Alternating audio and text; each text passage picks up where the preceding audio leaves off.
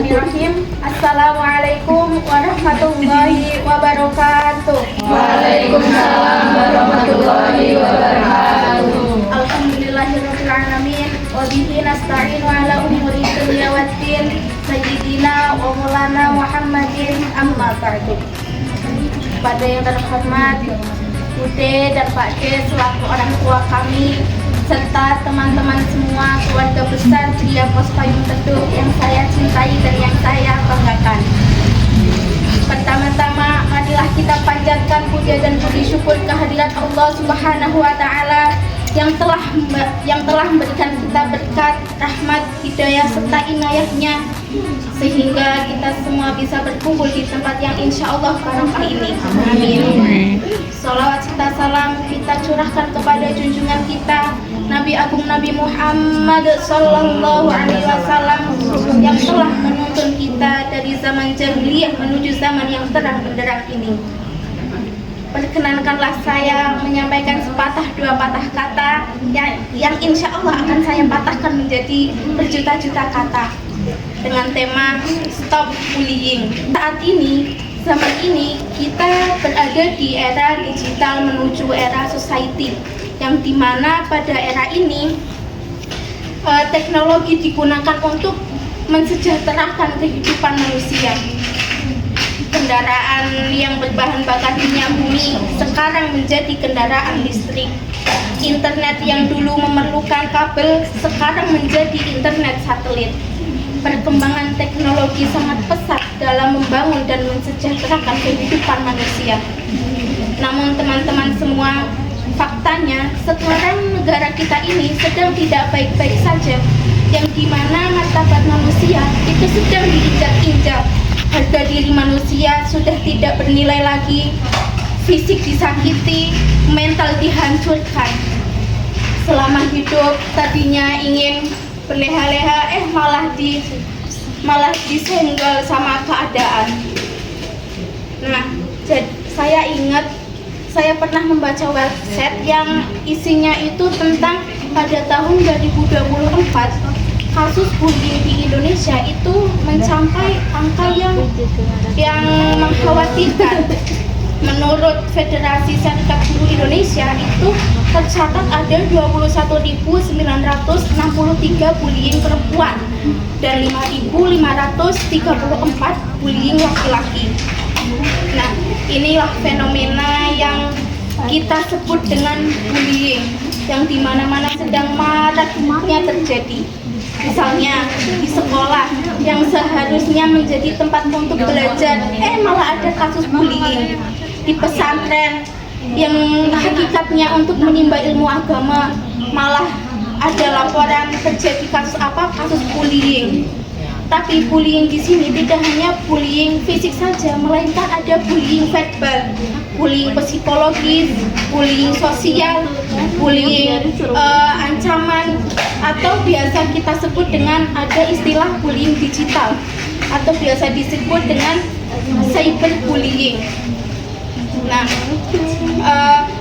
bahwa sejarah itu mengatakan bahwa kasus pembulian ini diperkenalkan oleh awak media itu oleh Alwes pada tahun 1973. Tapi faktanya kasus pembulian pertama itu dialami oleh Nabi dan Rasul serta orang-orang terdekatnya. Nabi Yusuf alaihissalam pernah mendapat pelaku pembulian oleh sanak saudaranya. Bilal bin Rabah mendapat kasus bulian oleh majikannya, serta Khadijah binti Khuwailid juga mendapat perlakuan bullying secara verbal, yaitu dengan mendapatkan ancaman pada saat beliau itu mendukung dakwahnya Rasulullah Shallallahu Alaihi Wasallam. Nah, bullying yang paling dahsyat itu dialami oleh siapa? Dialami oleh Rasulullah Shallallahu Alaihi Wasallam. Baginda Rasul pernah mendapatkan kasus bullying secara verbal, yaitu dengan dicaci dan dimaki. Tidak secara verbal saja, secara fisik juga beliau mendapatkan, yaitu dengan dilempari batu sampai beliau bercucuran darah di dahinya. Secara sosial beliau dikucilkan dan diembargo perekonomiannya. Jangankan manusia, Tuhan pun pernah menjadi korban bullying. Inilah mengapa Quran surat Al-An'am ayat 108 itu diturunkan yang berbunyi, A'udzubillahi minasyaitonir rajim, wala tasubbul ladzina amanu yad'una min indallahi wa yasubbullaha adwan bighairi ilm. Yang artinya jangan kau membuli dan jangan kau menghina sesembahan lain yang mereka sembah selain Allah, karena nanti mereka akan membuli Allah dengan melampaui batas tanpa dasar pengetahuan. Nah, padahal teman-teman, Islam itu sangat melarang kita untuk menerapkan atau melakukan tindakan bullying. Karena apa? Karena bertolak belakang pada prinsip agama Islam. Prinsip agama Islam itu apa? Yaitu rahmatan lil alamin.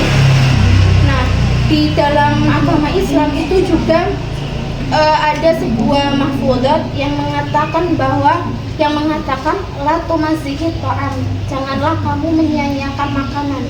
Nah, seonggok makanan saja dimuliakan oleh Islam, apalagi kita sebagai ciptaan Allah yang diciptakan dengan sebaik-baiknya. Nah, Allah sudah mengingatkan kita dalam Quran surat Ya ayyuhalladzina amanu la yaskhar qaumun min qaumin asa ayyakunu khairam minhum. Yang artinya, janganlah kalian membuli satu kaum dengan kaum yang lain, karena bisa jadi yang dibuli itu lebih mulia dari yang membuli.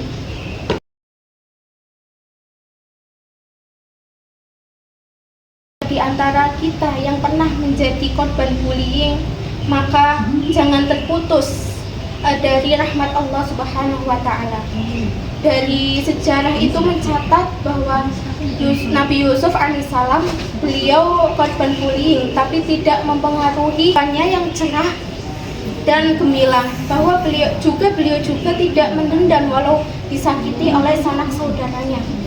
Nah, Rasul juga mendapatkan perilaku bullying, tapi beliau tidak mengurangi rasa kemuliaannya sebagai Rasul. Pernah menjadi korban bullying juga, tapi tidak mengubah zatnya sebagai Tuhan. Nah, makanya kalian jangan pernah bermain-main dengan tindakan dan perilaku bullying. Jangan mentang-mentang tidak mendapatkan perlawanan, padahal Allah itu sudah mengancam. Bahkan Abi Mas'ud radhiyallahu anhu qala Rasulullah sallallahu alaihi wasallam, sibabul muslimin fusukun wa qitaluhu kufrun. Yang artinya dari Abi Mas'ud radhiyallahu anhu bersabda, mencaci maki orang muslim adalah kefasikan dan membunuhnya adalah kekufuran. Sekian dari saya. Terima kasih atas perhatiannya. Apabila ada kata yang salah, mohon dimaafkan. Semoga kita semua terhindar dari bahaya bullying dan tindakan bullying. Undur makola, olatang undur mangkola. Lihatlah apa yang disampaikan, tapi jangan lihat siapa yang menyampaikan. Wassalamualaikum warahmatullahi wabarakatuh.